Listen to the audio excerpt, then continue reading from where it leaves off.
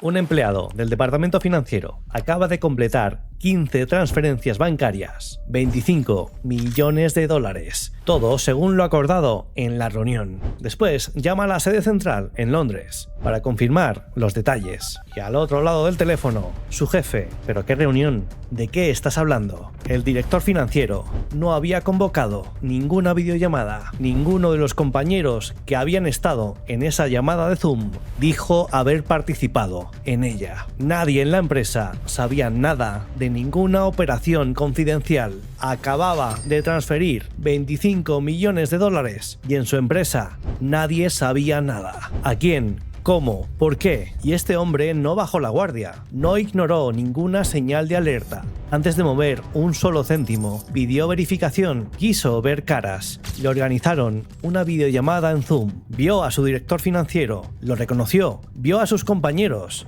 los reconoció también. Escuchó sus voces, hizo sus preguntas, recibió respuestas coherentes. Hizo exactamente lo que tú harías. Y 25 millones de dólares habían desaparecido. Y antes de entrar, quiero decirte exactamente qué vas a ver hoy. Primero, la historia completa de lo que ocurrió en la oficina de Hong Kong de Arup en enero de 2024. ¿Quién era la víctima? ¿Cómo se construyó la trampa? ¿Y por qué un profesional experimentado no tuvo ninguna oportunidad de detectarla? Segundo, ¿cómo funciona un deepfake en tiempo real? ¿Qué necesita un atacante para recrear la cara y la voz de tu jefe en una videollamada? ¿Y por qué eso ya no es ciencia ficción? Tercero, las señales que ese empleado no conocía y que tú vas a conocer hoy. Y la pregunta que un ejecutivo de Ferrari hizo en una situación casi idéntica que lo salvó todo. Antes de entrar al caso, todo lo que voy a contarte hoy, los mecanismos de ataque, las señales de alerta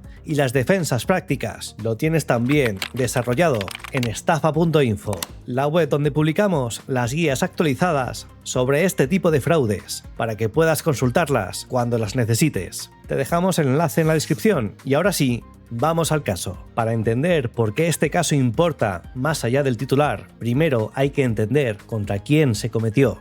Arup no es una startup, no es una empresa de tecnología que acaba de salir a bolsa. Es una de las firmas de ingeniería más importantes del mundo. La empresa que diseñó la estructura de la Ópera de Sydney, uno de los edificios más complejos jamás construidos. La empresa que hizo posible el Nido de Pájaro, el Estadio Olímpico de Pekín. La empresa detrás del cubo de agua, de la sede de televisión china CCTV y de cientos de infraestructuras críticas en más de 30 países. Fue fundada en 1946 por Sir Ove Arup, un ingeniero danés-británico que creía que la ingeniería debía estar al servicio de la ambición arquitectónica. Hoy tiene más de 18.000 empleados, es propiedad de sus propios trabajadores, no cotiza en bolsa, no responde ante accionistas, responde ante sus ingenieros. Es en todos los sentidos una institución. La oficina de Arup en Hong Kong es una de las más activas de la firma. Gestiona proyectos de infraestructura a gran escala en toda la región de Asia-Pacífico. Tiene departamentos de finanzas, ingeniería y gestión de proyectos con profesionales que llevan décadas en la industria. No es el tipo de empresa donde alguien abre un email de phishing y pincha un enlace sin mirar. Es el tipo de empresa que tiene protocolos, procedimientos y gente formada para seguirlos. Y fue exactamente esa formación la que los atacantes usaron en su contra. Porque el empleado del departamento financiero que recibió aquel email en enero de 2024 hizo lo que su formación le decía que hiciera. El email parecía venir del director financiero de Arup en el Reino Unido. Solicitaba la ejecución de una transacción confidencial, transferencias inmediatas a varias cuentas. El empleado leyó el mail, lo volvió a leer y desconfió. No respondió, no hizo la transferencia, no siguió las instrucciones a ciegas, pidió verificación. Y ya sabes cómo termina esta historia. Sabes que las transferencias se hicieron, sabes que nadie en Londres sabía nada. Lo que todavía no sabes es qué ocurrió dentro de esa llamada. Y sobre todo, por qué un profesional con años de experiencia no tuvo absolutamente ninguna oportunidad de detectar lo que estaba pasando. Para entenderlo, hay que entrar a esa videollamada de Zoom. El empleado recibió la invitación poco después de expresar sus dudas. una reunión donde estaría presente el propio director financiero junto a varios compañeros del equipo directivo, una llamada organizada expresamente para contestar sus preguntas, exactamente lo que él había pedido. La reunión comenzó y lo primero que hay que entender es lo que no ocurrió. No hubo ningún rostro pixelado, ninguna voz robótica, ningún momento en el que algo parecía fuera de lugar. La interfaz de Zoom era la de siempre. El director financiero aparecía en su recuadro con la misma iluminación de oficina que el empleado le había visto en reuniones anteriores. Los otros asistentes estaban ahí, con sus fondos habituales, sus gestos reconocibles, su forma de hablar. El director financiero explicó la operación. Dijo que la empresa estaba en medio de una negociación sensible, que necesitaba que los fondos se movieran ese mismo día, que la discreción era fundamental, que no debía comentarlo con nadie fuera de esa reunión. Piensa en eso un segundo. No le pidieron que hiciera algo fuera de lo normal, le pidieron que hiciera su trabajo. Transferencias bancarias, lo que hace cada semana, solo que esta vez la persona que se lo pedía no existía. Los otros participantes intervenían. Uno añadió un detalle sobre la urgencia del calendario. Otro confirmó que las cuentas de destino eran correctas. No estaban callados, inmóviles, esperando en una pantalla. Interactuaban, se interrumpían, asentían, hacían exactamente lo que tus compañeros hacen en cualquier reunión de trabajo. Y ahí está la clave de este ataque. No fue una cara falsa en una pantalla. Fue un entorno completo donde todo encajaba. El jefe dice algo, un compañero lo confirma, otro añade contexto. Tu cerebro procesa eso como una conversación normal, porque tiene todas las señales sociales que esperaría encontrar en una conversación real. Múltiples personas, múltiples voces, múltiples confirmaciones independientes, todo coherente. El empleado hizo sus preguntas, las respuestas fueron profesionales, creíbles, detalladas. A lo largo de esa reunión ejecutó 15 transferencias bancarias a 5 cuentas diferentes, 25.600.000 dólares, 200 millones de dólares de Hong Kong. Cuando la reunión terminó, no tenía ningún motivo para sospechar. Había pedido verificación, lo había obtenido, había seguido cada paso del protocolo que su empresa le había enseñado. Lo que vino después ya lo conoces, la llamada a Londres, la voz real de su jefe al otro lado del teléfono y el silencio que vino después de la pregunta que nadie quería escuchar. Pero lo que importa no es el desenlace, es lo que ocurrió durante esos minutos de llamada, porque en ningún momento hubo una señal que el empleado ignorase. No hubo un instante en que pensara esto es raro y decidiera seguir adelante. De todas formas, no hubo un fallo de juicio, el engaño fue completo. Paramos un momento porque hay algo en esta historia que la separa de todo lo que hemos contado antes en este canal. En el caso de Malone Lam, la víctima fue engañada por una llamada de teléfono. Era phishing, ingeniería social por voz, solo voz. La defensa era colgar. En el caso de Kurtag y Lapsus, los atacantes llamaban al soporte técnico de grandes empresas, suplantaban la identidad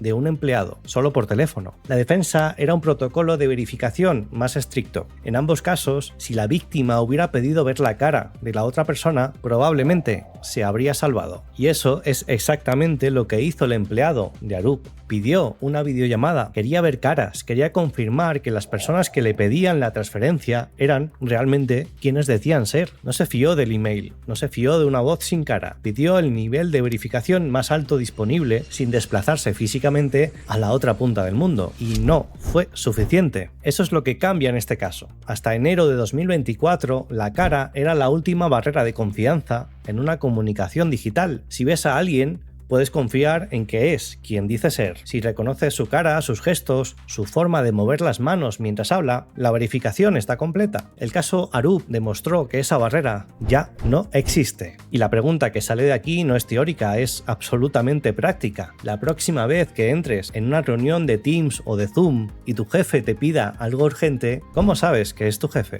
Esa pregunta no tenía importancia hace 3 años y hoy sí la tiene. Y al final de este vídeo vas a saber exactamente cómo responderla. Para entender cómo los atacantes consiguieron recrear la cara del director financiero de Arup en tiempo real, hay que entender qué necesita un deepfake para funcionar. No vamos a usar tecnicismos innecesarios, pero con la precisión suficiente para que entiendas por qué esto ya no es ciencia ficción y por qué cualquier empresa es vulnerable. Un deepfake de vídeo en tiempo real necesita 3 ingredientes. El primero es material de referencia, vídeos del rostro de la persona que se quiere clonar. Cuantos más minutos de material, más preciso el resultado. Y en el caso de ejecutivos de una empresa como Arup, ese material es público. Conferencias grabadas y subidas a YouTube, ponencias en eventos del sector, entrevistas en medios de comunicación, apariciones en webinars corporativos que la propia empresa publica en su web.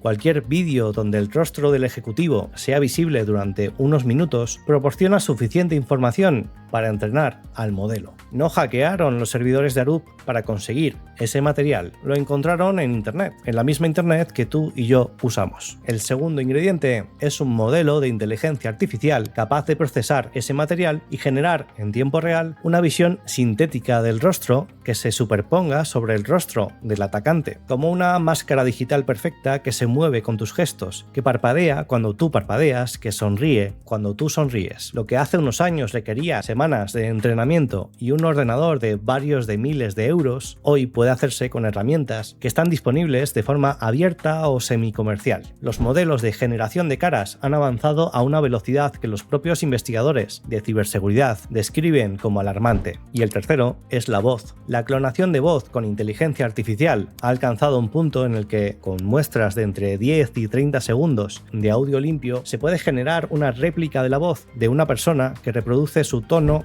su cadencia, su acento e incluso ciertos tics verbales. En 2024, varias plataformas comerciales ofrecían esta capacidad como servicio, no en la dark web, en páginas con dominio.com y sección de precios. Cuando juntas las 3 piezas, lo que obtienes es una persona sintética que habla, gesticula y reacciona en una ventana de Zoom exactamente como lo haría la persona real. ¿Perfecta? No, no es perfecta. Hay imperfecciones. Pero esas imperfecciones son del tipo que tu cerebro descarta automáticamente. Un ligero desfase entre el movimiento de los labios y el sonido, un parpadeo que no es del todo natural, una textura de la piel que en ciertos ángulos parece ligeramente plástica. Son anomalías que en una videollamada con la compresión de vídeo habitual de Zoom, con la latencia normal de Internet, con la calidad de cámara estándar de un portátil, resultan imposibles de distinguir de los artefactos técnicos que todos experimentamos a diario en cualquier reunión. Tu cerebro ve una cara que conoce, escucha una voz que reconoce y rellena automáticamente los huecos, porque eso es lo que hace el cerebro humano. Cuando tiene suficiente información para confirmar una identidad, deja de buscar pruebas en contra. El empleado de Arup no fue ingenuo, fue humano, y contra eso no hay antivirus. Y aquí un dato importante que sitúa la magnitud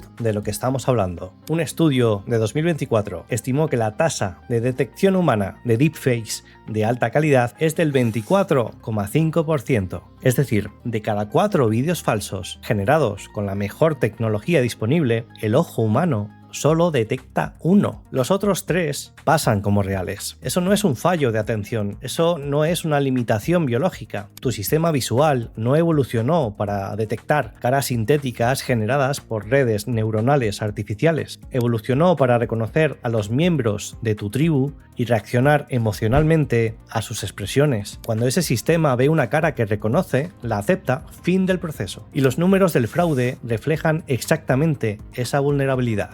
En 2024, las pérdidas globales por fraudes con deepfakes se estimaron en 360 millones de dólares. Ojo con esto, en 2025 esa cifra se triplicó, 1.100 millones de dólares. El fraude con voz sintética creció un 475% en el sector de seguros y un 149% en banca. El 49% de las empresas encuestadas a finales de 2024 afirmaron haber experimentado algún intento de fraude con deepfake de vídeo. Un ataque de identidad con deepfake cada 5 minutos en algún lugar del mundo, ahora mismo. Esto ya no es el futuro, es el presente. Y si trabajas en una empresa que tiene reuniones por videollamada y que mueve dinero, esto te afecta directamente. El 29 de enero de 2024, Arup notificó el caso a la policía de Hong Kong. En febrero La policía lo hizo público, sin mencionar el nombre de la empresa. BBC, Reuters, CNN y el Financial Times lo recogieron de inmediato.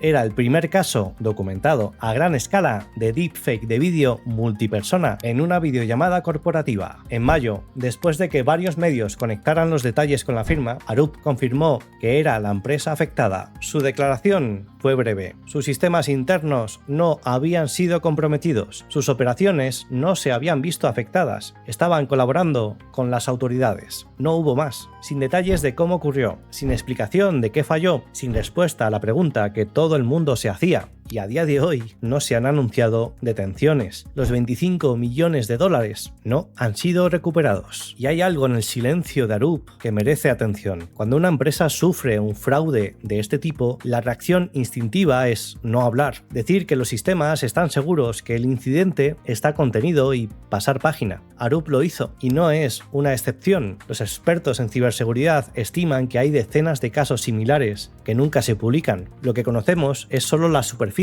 El único motivo por el que sabes que este caso existe es porque la policía de Hong Kong decidió hacerlo público. En julio de 2024, 6 meses después del caso Arup, ocurrió algo que funciona como el espejo perfecto de esta historia. Un directivo de Ferrari recibió una serie de mensajes por WhatsApp. El remitente se identificaba como Benedetto Vigna, el consejero delegado de Ferrari. La foto de perfil era la de Vigna, el tono era el habitual. El mensaje hablaba de una adquisición confidencial y urgente que requería actuación inmediata y discreción absoluta. Poco después, el directivo recibió una llamada. La voz al otro lado era la de Vigna. Hablaba con su acento del sur de Italia. Usaba sus expresiones habituales. Tenía su cadencia, su ritmo, sus pausas. Era por todos los indicadores audibles el consejero delegado de Ferrari pidiendo una transferencia urgente. El directivo escuchó y luego hizo algo que el empleado de Arup no hizo.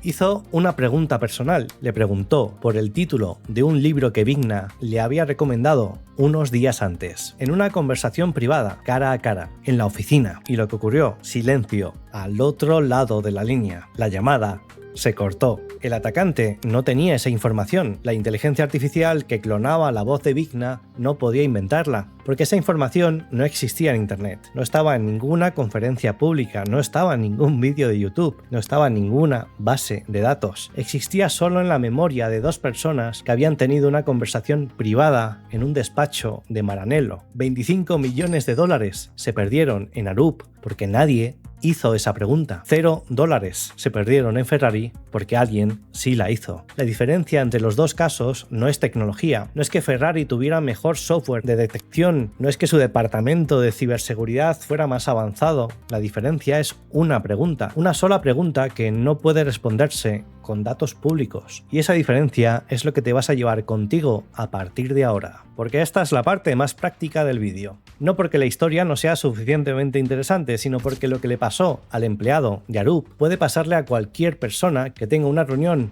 por videollamada y la autoridad para mover dinero o compartir información sensible. Y eso incluye a mucha gente que está viendo este vídeo ahora mismo. Hay 3 niveles de protección. Te los doy en orden de urgencia. Protección 1, la pregunta personal. Es la defensa más simple y la más efectiva, y es exactamente lo que funcionó en Ferrari. Si recibes una solicitud urgente en una videollamada, una transferencia de dinero, un acceso a información confidencial, cualquier cosa que tenga consecuencias serias, haz una pregunta cuya respuesta solo pueda conocer la persona real, no algo que esté en LinkedIn. No su fecha de cumpleaños, no el nombre de su perro si lo ha publicado en Instagram. Algo que solo alguien que haya tenido una conversación privada contigo puede saber. El libro que te recomendó la semana pasada, lo que comentasteis después de la reunión del viernes, el restaurante donde comisteis la última vez que coincidisteis en la oficina, un detalle que no existe en ningún servidor, en ninguna base de datos y en ningún vídeo público. Y lo importante es que esta pregunta no es un insulto, no es una falta de confianza hacia tu jefe, es un protocolo. Y si tu empresa no lo tiene todavía, proponlo mañana en la primera reunión que tengas, porque cuando el deepfake esté al otro lado de la pantalla, esa pregunta es lo único que va a separar 25 millones de dólares de cero. Protección 2. La verificación por canal separado. El empleado de Arup verificó dentro de la misma trampa. Pidió una videollamada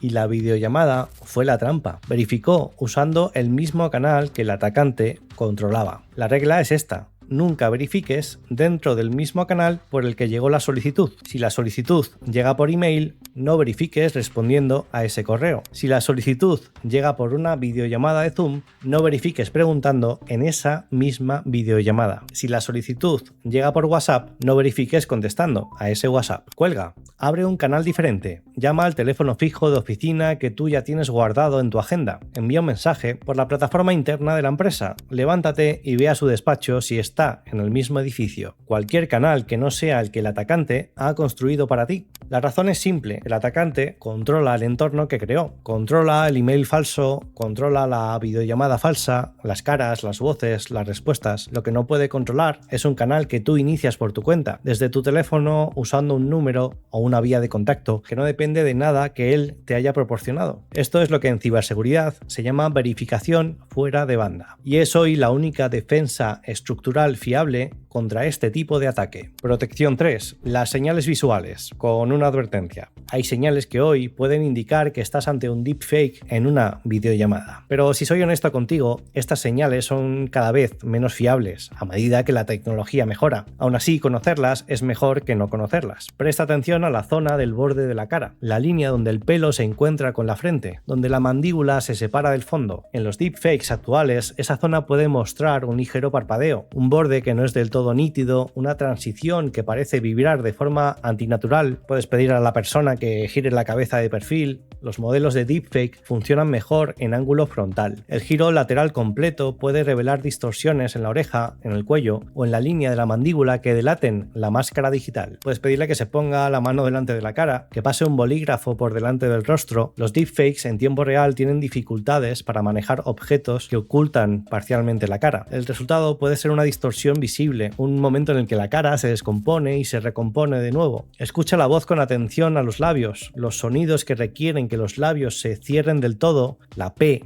la B, la M, son los más difíciles de sincronizar para una voz clonada. Si la boca no se cierra cuando escuchas esos sonidos, algo no cuadra. Pero repito, estas señales no son garantía, son complementarias. La defensa real son las dos primeras, la pregunta personal y la verificación por canal separado. Las señales visuales son la tercera capa, útil hoy pero cada vez menos fiable mañana. El empleado de Arup no fue descuidado, no ignoró las señales de alerta, no hizo clic en un enlace sin pensar, no compartió una contraseña por teléfono, hizo todo lo que se supone que hay que hacer. Y aún así, 25 millones de dólares desaparecieron. Eso es lo que hace este caso diferente a todos los que hemos contado antes en este canal. No es la historia de un error humano, es la historia de un mundo en el que las herramientas que usábamos para distinguir lo real de lo falso han dejado de funcionar. La cara de tu jefe en una pantalla ya no significa que sea tu jefe. La voz de tu compañero en unos auriculares ya no significa que sea tu compañero. La verificación visual, que durante toda la historia de la comunicación humana fue la prueba definitiva de identidad,